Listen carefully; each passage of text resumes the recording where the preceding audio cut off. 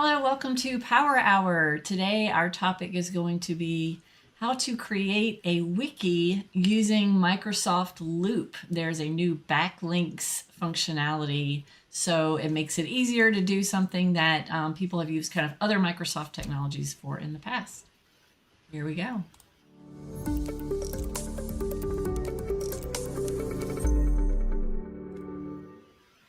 All right, I'm Laura Rogers, and this is Joelle Jobson in the window. And Power Hour is a show we've been doing for about 11 years. And Wednesdays at 11 Central, our audience is IT, not really necessarily IT people, but kind of people that are power users and business users who kind of end up having to do some slightly technical things with SharePoint and all the products in Microsoft 365, but it's not technical. So we're going to kind of gear this towards people who are more of that sort of business user role. And we cover all these different technologies in Microsoft 365. Today, I sent out the newsletter. You all voted for this concept of using Microsoft Loop as a wiki. If you have never joined before, we also have a live chat going on. Wherever you're watching this video, there's a link down below to request to join the chat. And that's where we have a lively discussion. And I love asking you all questions as we go and kind of figuring things out and going through your ideas as we're doing the demo. And the example that I'm going to give for this wiki today is an IT documentation hub in Microsoft Loop. So, and the reason we're doing this as a show today is because this concept of backlinks is a new concept just within the last few weeks that has rolled out into Microsoft Loop. So backlinks is what gives you the ability to have just these pages in Microsoft Loop linking to each other. So I'm going to go ahead and share my screen, and I'm going to, if you're not familiar with Loop, I have just a few slides that I created about what Loop is and just some of the components of it, and then I'll do the demo because Loop's a fairly new product. Not everybody might be familiar with it. So I'll go ahead and share my screen and add Joelle to that one.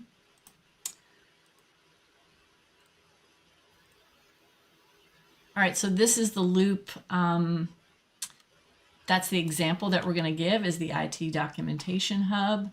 But what I'm going to do is just share some slides. It always does this. There we go. What is Microsoft Loop? It's a productivity tool. It's really good for creating ad hoc notes for collaboration on lists of things and checklists, notes, documentation, knowledge bases, and it has a lot of integration with all these other Microsoft 365 products. Think about examples of why you'd want to create a loop workspace. It's kind of like a top level folder.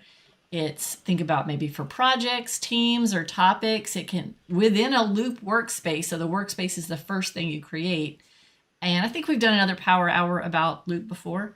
It contains pages, components, and you can even add in documents, links, and even task lists to it. And so for pages, these are just, it's like just an empty canvas, kind of like in OneNote. Somebody mentioned OneNote a few minutes ago. Kind of like in OneNote, it's just very flexible canvas where you can add things. It's got rich content support. You can copy and paste things from documents if you wanted to move things from a Word document to Loop. It's got the ability to not just add like a static list, but you can actually do task management because it will let you assign things to people and let people check things off. And it's got, again, a lot of integration when you share things as Loop components. So think about documents. A Loop page can be like, you can put a document in there, you can have links to things, and it starts as a blank slate. This is an example of what a page looks like. So I've got a few of these that I've created for this demo. So bear in mind that these are just it's all fake content. So I did it pretty quickly. So a lot of these, they're not amazingly gorgeous like this one in the example on the screen with all the little emojis and things like that. But this is a good example of what it could look like, where it's got bullet lists of things. It's got headers that you can add. You can, this one's got a list of assignments, a list of goals. It gives you the ability to create a loop component, which means that you can share that with somebody within Teams or within an email. And the cool thing about loop components is people are going to be able to edit that no matter where they are. So it's just, you would be able to edit it within the email or within that Teams, wherever you receive that component. So people, you don't have to go to loop to work in loop. So that's a pretty unique thing about it. And you're doing co-authoring, you'll be able to see little icons of other people that are working on things. And then this is just a few. Microsoft has added a lot more of these, some just types of things that can be on a page, like tables, checklist, interesting things like that. Code, you could collaborate on code there. And then this is just an example of scrolling down a page with all kinds of different types of content on the page where you're collaborating with people on it. So yeah. And again, it's got integration with all these other products, and it usually involves taking that, whatever that page is, or just a little small piece of information, and sharing it as a loop component. And these are all the places you're going to be able to share it. So I'm not going to go too deep into that slide deck. I'm just going to go ahead and stop there and talk about just this example that we have, and the specific example of using it as a wiki. So what I've done is I've created this sort of structure of fake content here. And Joelle, I think, is in here editing it too. I'll be able to see Joelle's little icon when she's in there editing the pages. What I have here, I'll just kind of start from the top, is I created a new workspace. That's what I started with. So the workspace, I just called it IW Mentor Team. And Joelle and I right now are the only members in this workspace. You can add, so in this example, you would be adding the whole IT team to your workspace to be able to have this act as a wiki and have this sort of live co-authoring going on and let people all be working on this documentation at the same time. So you're starting off here with, I just created this page and I called it IT Documentation Hub. And then it gives you the ability to create pages and sub-pages. So I created this just like a welcome page, and then I created some sub-pages for server configurations, desktop troubleshooting, software deployment, and etc. So here's the key. Here's the new backlinks feature. This gives me the ability to create these little links. So I click on server configuration, it takes me straight to server configuration. So when I am on the server configuration page and I want to create, now this doesn't work, like you can't necessarily just type the brackets and have it become a link, a wiki link, a backlink, but I've got these little placeholders for myself. So it says hop over, I want to say for network content, hop over to network overview. So what I'm going to do is, this is where I want to put a backlink. So I go to network overview and I say share page link. And I click that, and that's going to create a link for me, and it puts it in the clipboard. So I'm going to say hop over to, and then just paste it. And you can see that, I'll kind of give it a little character turn here, that it looks, now for some reason it doesn't look like pretty like this, like a link when you put it inside of a table like this. It just kind of looks ugly, but it's the same thing. They're all links to just other pages. So I go to desktop troubleshooting. I can say, all right, here's another one, software deployment. So I want to link people to software deployment. So I share page link, and then link copied. And then I can take my little placeholder and paste it. All right, so at first I thought that you had to do like insert a link and then go put the address here like a link and paste it, but you don't have to go those extra steps. All you have to do is copy the link and then just paste it from your clipboard. And now I click on software deployment, and there it takes me to that page. These pages even also have a table of contents. The table of contents, though, is just a table of contents of what's on this page. So notice that I've got approved software list. I can click that and it just jumps me somewhere on the page.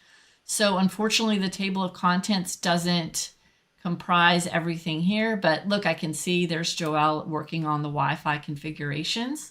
So she's added all this great content, and she's been working on all this documentation about our Wi-Fi configurations. And then if I wanted to, I could say like back up to, and I can say network overview. So then I'll take this link, share page link, and there we go, back up to network overview. So then I could just have them be able to go back up to that level right above it. What do y'all think so far? What do you think, Joelle? What kind of wikis have you, in the past, in your SharePoint past, when we used to have wikis, and what kind of examples of things do people create wikis for? It's always just been knowledge bases, I would say. That's like the big thing I feel like still maybe people want. And then, like, I've heard come up, like, oh, we like to have a knowledge base. I think that's not as common as it used to be, but definitely I still hear it. So I definitely say that, just being able to have the different sub pages and links and tables and information and notes, all that good stuff, so that, somebody's new to the company, they can figure things out. Yeah, great, thanks. Let's see. So let me see what some of the questions are so far. Do you have to have a license for Loop? So yes, but Loop isn't a separate license. So when I actually have, now this is a weird little bug that I noticed, is that I actually have an E5 plan. My account has an E5 plan, but it's giving me, again, it must be buggy because it won't let me create a new workspace. And it says you need a Microsoft 365 plan with Loop to add members to workspaces.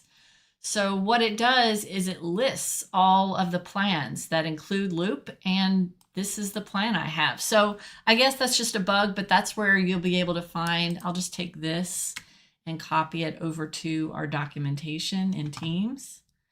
I have created this is where we're chatting in Teams. So I've created a notes tab, and I've got a few links to some Loop things for you. I don't know why it's taking so long. There we go.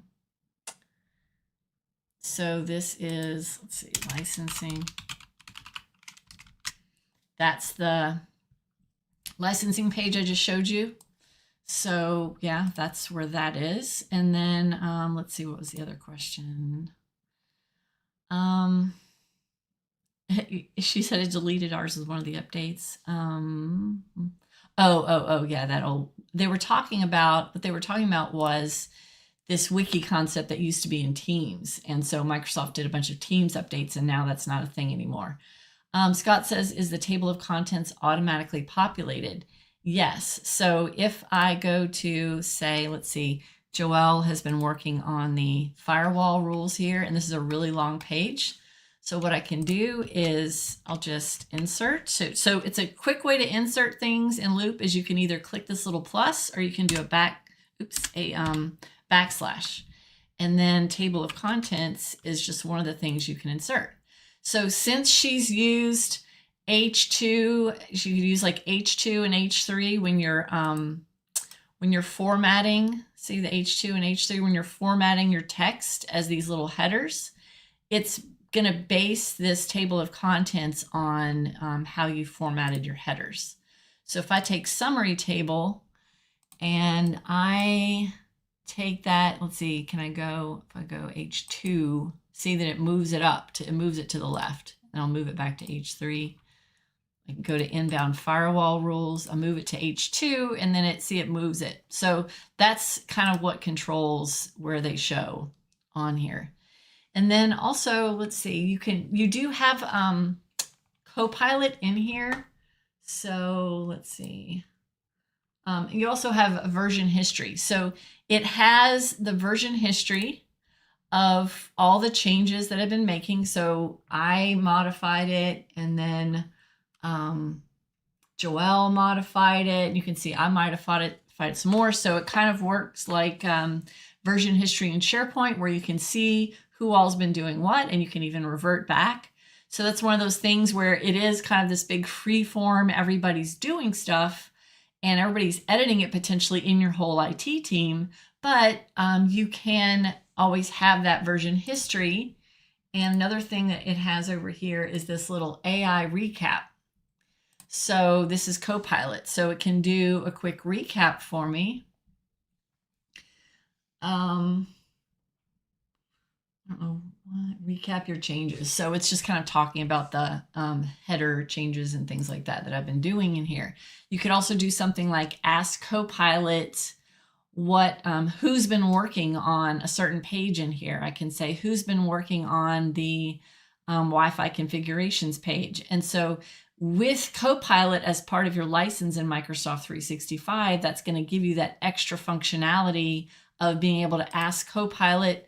You can get Copilot to write content in here for you. You can, let's see if I go here, it says use Copilot or just start talking.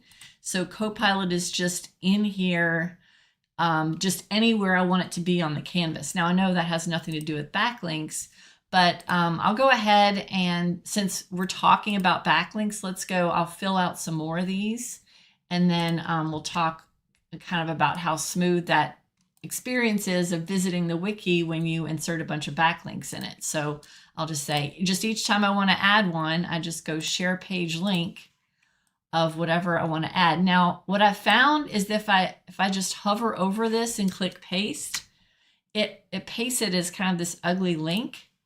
But if I just delete the text and I've got my cursor in just an empty spot and I paste, then it's got a nice little like pretty link. So that's just something to kind of notice here. Let's see, some other things that we can do is we can rearrange these pages. So that's going to be important for a wiki to be able to move things up and down, to be able to have them if you want to have them in the right order. And then also as you're creating this tree structure, you can have these what are called sub pages. So then you can have things be sub pages. That concept kind of exists when you're working on like your navigation in a SharePoint site, and then you're making things like a sub link. So that's the same concept of just kind of moving things, kind of in and out so that you have this nice tree structure. Yeah, I love the fact that we have like this AI recap of some of these things, especially this one. Let's see, recap, where did it go? Yeah, create new recap.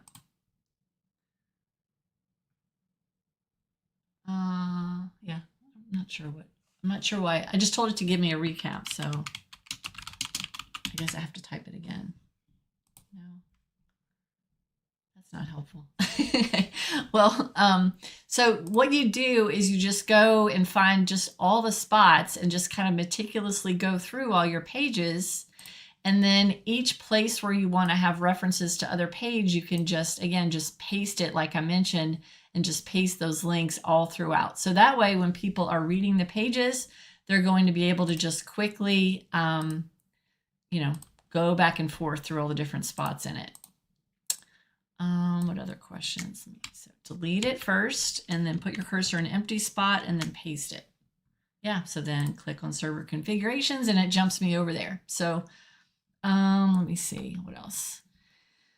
So yeah, the table of contents, it's so funny. It's automatically populated, but it would be nice if there was a table of contents of all of this whole thing with pages and subpages, etc. Let's see what else. So that was pretty much that was the summary of what the backlinks do.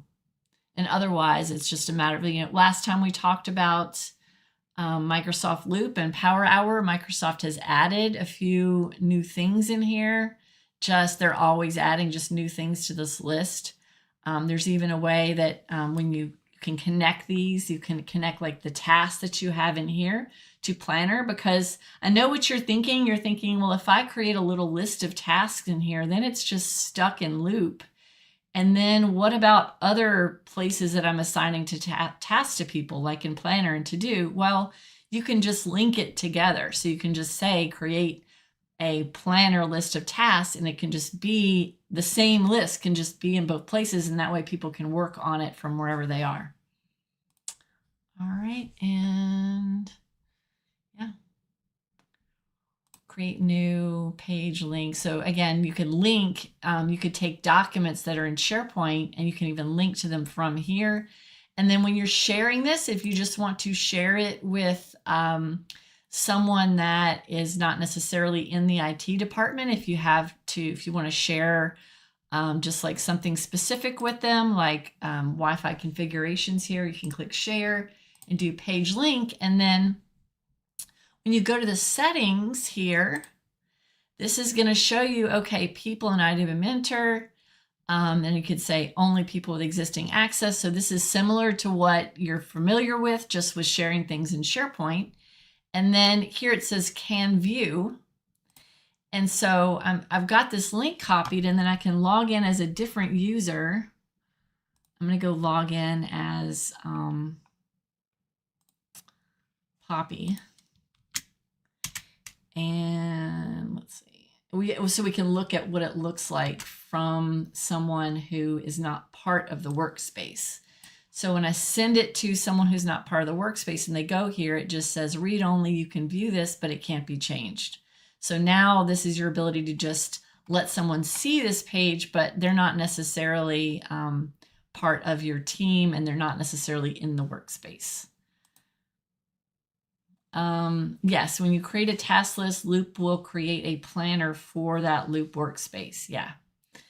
I think I put that out for voting a few times where I asked if you all, I had a blog post that I wrote about Loop rules because you can create rules in here that do logic. So when you do create these little tables and task lists, there's a rules button, and you can actually do logic that says like when the status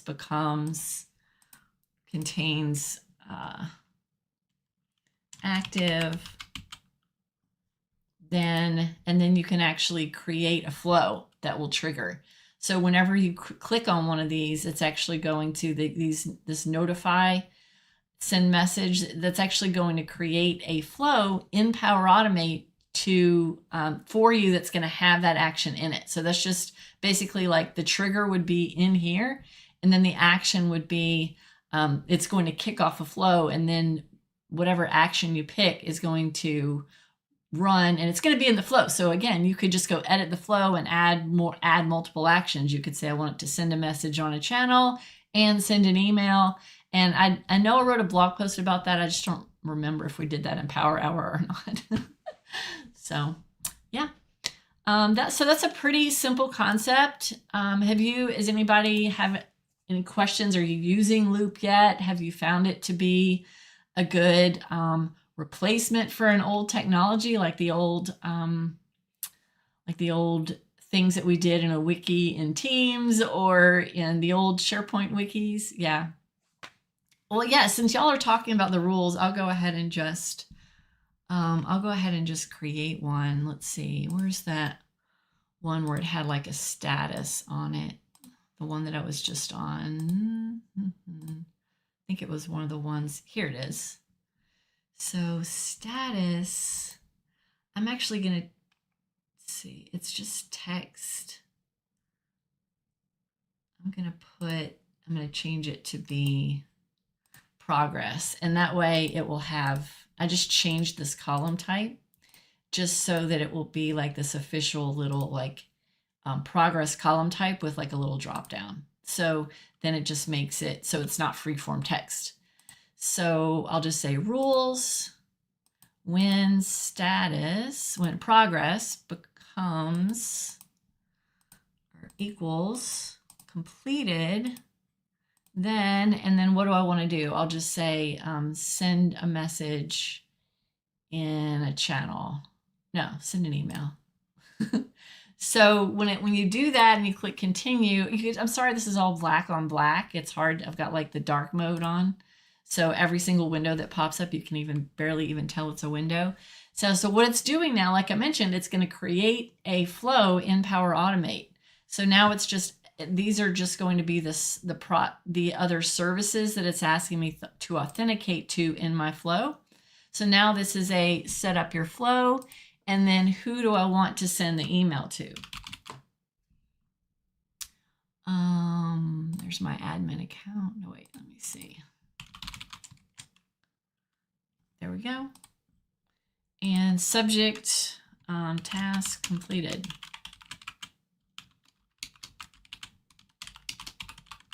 So it's not the richest interface or the most detailed or the most flexible, but it does create a flow for you. So I can go edit my rule in here, and that would just let me edit the logic. But let me go ahead and go to Power Automate. Let's see, make.power automate. I'll have to go find that blog post that I wrote about the loop rules and share that.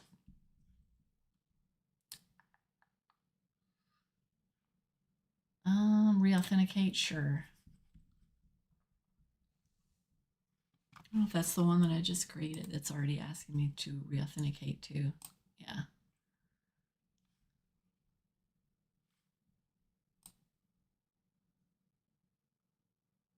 Okay, so now let's see here. So here's the flow it creates. So it's always going to have like this little weird, some weird characters in it, and just the little loop symbol is the trigger. So I'll go edit that. Let me see if I can zoom in a little. So it triggers when a rule, see, it's got all these just GUIDs in here. So this is all just built in. Don't mess with this. This is telling it what to trigger off of, that little list that you have in loop. And then it says get the message content for a rule and then send an email. So the email is going to go to me, and it's going to, oh, look, I misspelled completed. I fixed that. And then it's going to send me this parse message. So I'll go ahead and do that. I'll go ahead and update one and then kind of watch this run. So let me go ahead and save that. I like doing add-ons, right? All right, so I'll go to loop and I'll go to the firewall rules, and I'm going to change the firewall rule 001 to completed. And then that should trigger the flow. So I'm not sure how long that one takes. Usually the SharePoint ones take a few minutes, but let's see. Oh, look at that. It says running. So it should have sent me an email. Yep, there it is. So this is pretty basic. So this is the email that it sent me. Progress was modified to completed by Laura Rogers. And then it's got a link straight to the loop page. So when you're in this flow, it doesn't have, so I'll just show you kind of what the loop actions are. Just go see more. So deregister the webhook and get message content. So this sounds very devy. I don't know what deregister the webhook means, but get message content is the one that it shows me here. And it's just got this built-in rule ID, drive ID, site origin, item ID, geo region, and then the unparsed message body. And pretty much the only piece of data I have from this trigger is this message body data. So again, it's very limited. So when I go to insert the dynamic data, that's all I have is that message. And you saw what the message looked like. It just described what the status was updated to and who did it. The problem with this is that it's all the data is just in this one message. You don't have the status as a column. You don't have the name of the task as a column. You don't have like the person as a person column. So all you have is this one big blurb, all in one big parse message. So that's one of the big negatives to it so far, because you can't do anything that useful with like the actual information about the task was completed. Let's see. So did I write a blog post about loop rules? I think I did. Loop. Yeah, Microsoft Loop Rules and Power Automate. There we go. I'll copy that to the chat.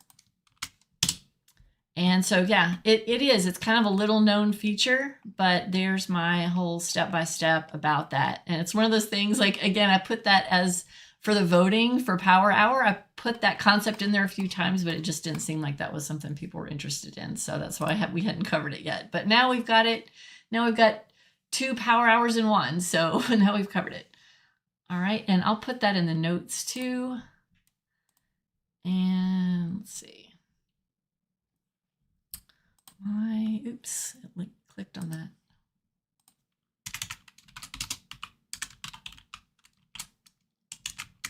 There. Okay, I think that's about it. Let me see, any other questions?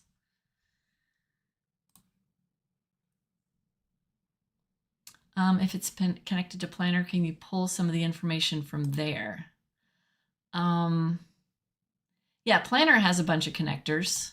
So yeah, totally. The thing about that is you don't, like in this message body, like, again, the message body is this whole thing. This is the message body. So for you to get any information about that task and which specific task it is in Planner, you don't have like any kind of GUID or any piece of data in here that's going to tell you which task that is in Planner. But if you wanted to just not have not have this trigger, not have the loop actions, Planner does have actions. So you could say, you could have a trigger that is a Planner trigger, and you can use Planner actions to do something else in Planner. Or you could say, like if I go real quick, create one, we'll see what the Planner triggers are real quick, because then you wouldn't have to worry about the loop action being so limited. You could just create a Planner trigger for that, right? Does that kind of answer what you were asking? So when a new task is completed, or when a task is assigned to me, or when a task is completed, those are the actual Planner triggers that you could use. These are also pretty limited, but it can, work with what you have. Yeah.